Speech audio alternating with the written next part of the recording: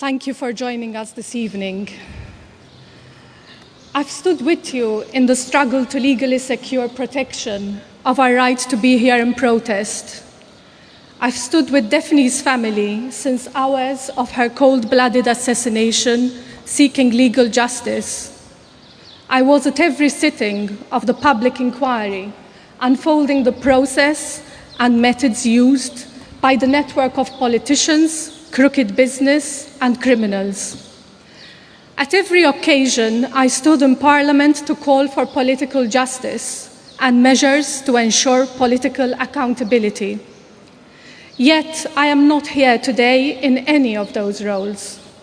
And even if those roles have given me the opportunity to observe what we lost and what we need to regain. Therefore, I address you as one who has often stood here with you at these vigils, silently participating in protests. And my words come from someone who shares your purpose and is willing to continue fighting, not only to regain some shape of normality, but fight to see my country taking a step towards becoming a more mature democracy.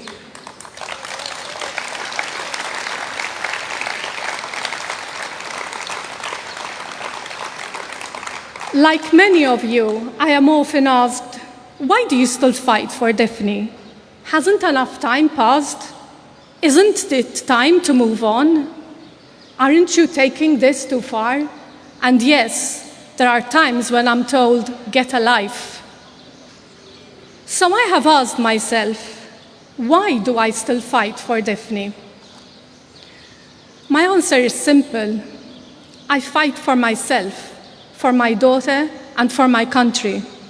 Yes, I fight for Daphne, but my fight for Daphne cannot bring her back into the loving arms of her family. So I fight for Daphne because I am really fighting for myself. You and I, each one of us, needs to unashamedly declare we are fighting for truth and justice owed to us.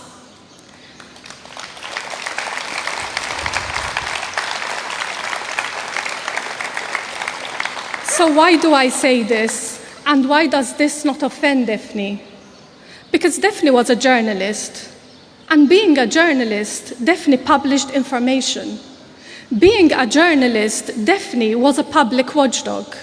She was killed for her journalism. Therefore, she was killed because she was our public watchdog.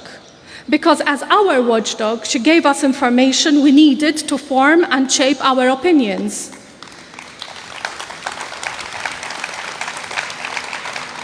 She was killed because there was no way our watchdog was going to be silenced. She stood there, often alone, fighting fake gods and really and truly fighting our spot. So Daphne became state enemy number one, simply because she told us what fake gods wanted to hide from us. Let me give you an easy example, the Panama Papers.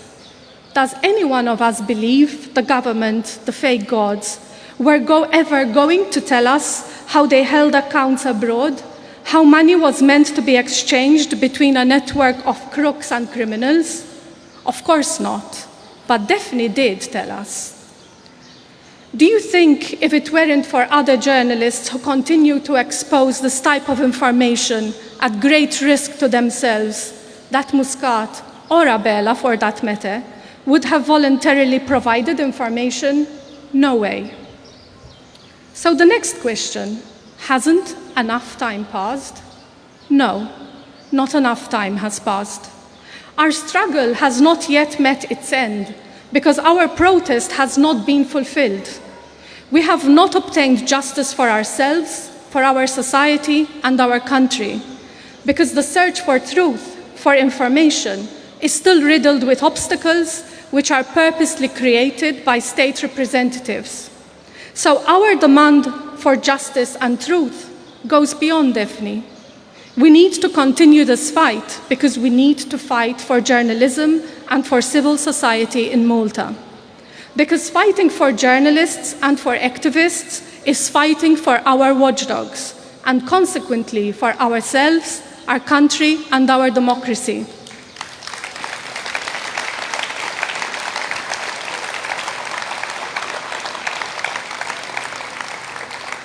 Fighting for Daphne needs to include fighting for journalism, journalists, and activists.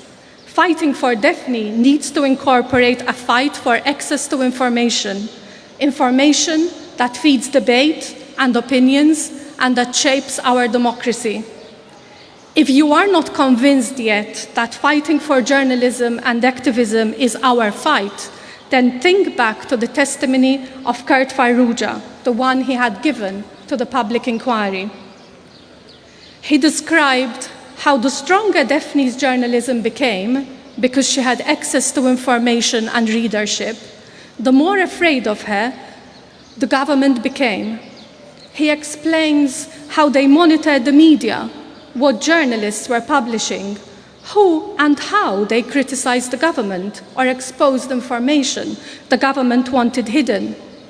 The moment other journalists picked up the same journalism as Daphne, the moment other journalists also took on her fight to expose the truth, government realized she needed to be dealt with, and others, who maybe at the time had not as yet grown to her extent, needed to be put in their place.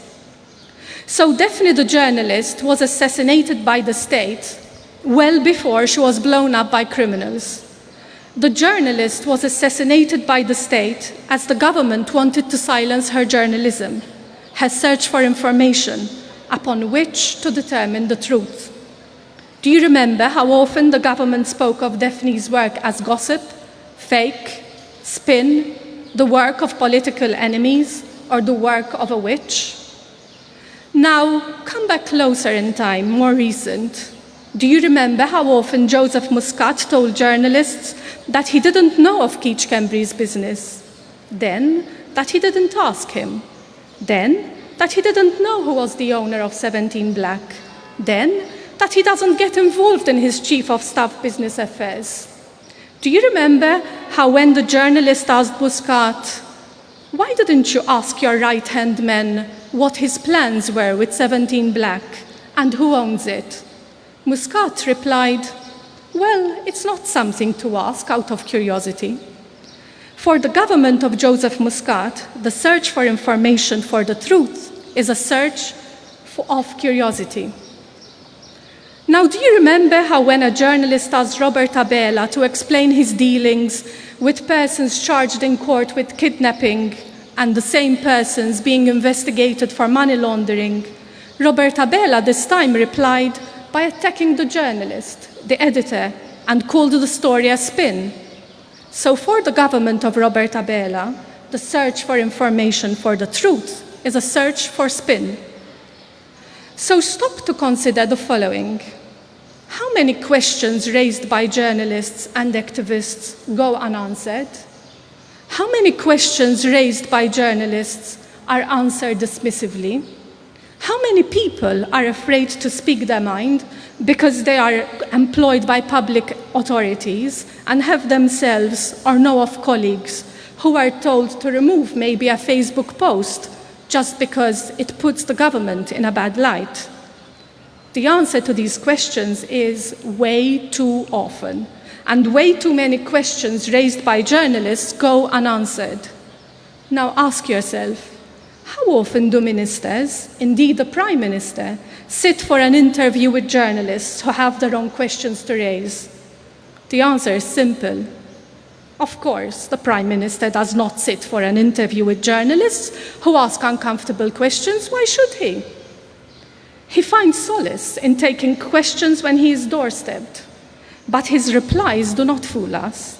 His replies here are on a stopwatch, quick enough for him to avoid answering, and quick enough for him to run up the stairs of Castile or enter Parliament, where the journalist cannot enter freely to press on with questions. Those are just some of the hidden obstacles that government puts in the path of those who search for information and the truth. Now ask yourself, who benefits from this lack of information? The answer is Only those in power benefit from lack of information in the public domain.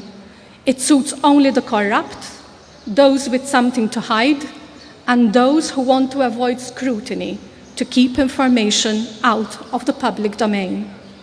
It is only by controlling which information reaches people and by controlling how messages reach people that the government avoids scrutiny.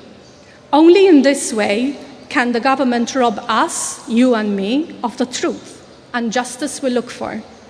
So by disrespecting the role of our watchdog, journalists and activists, the government is robbing us of our right to information and consequently of the truth. So the next question, isn't it time to move on?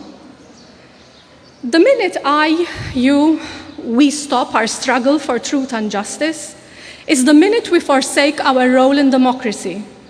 Our role is not just to vote in an election and hand over responsibility over our life and country to a group of persons. Our role is to ensure that those elected or those who are bummed into power do not remove the most pivotal role that we retain in a democracy, that of accessing information, forming opinions, debating opinions, and making choices. So if we truly love our children and our country and wish to see it mature, the only moving on that we are going to do is to continue developing and enabling space for independent journalism and activism, and continue to fight any government which wants to silence journalism and activism. That is why our protest, our struggle is not over. Because our struggle is not only about a woman named Daphne, but it is about the state's attempt at killing journalism. It is about the state's political participation in the murder of a journalist and the state's continued policy to poison our watchdogs. I can hear someone say, aren't you taking this too far? No, I am not taking this fight too far. And no, this fight will not be put out merely by a few legislative proposals, which, by the way, expose exactly the contempt with which this government holds journalism, freedom of expression, access to information, and diversity of opinion. This fight needs to see that an enabling environment for journalists and activists truly takes shape and becomes entrenched in our laws, in our culture, and in our society. Only when we have embedded an enabling environment for journalists and activists would we be able to say that we have effective access to information and consequently start to trust each other enough to accept diversity of opinion. And only when we accept diversity of opinion based on truth and information can we really start to talk of real unity. Not a collective of assimilated Borgs, but a community unified in its diversity. And last, as for those who tell us to get a life, we tell them, oh, don't you worry for us. We intend to live our lives to the full so that our country can get the life it deserves. Thank you.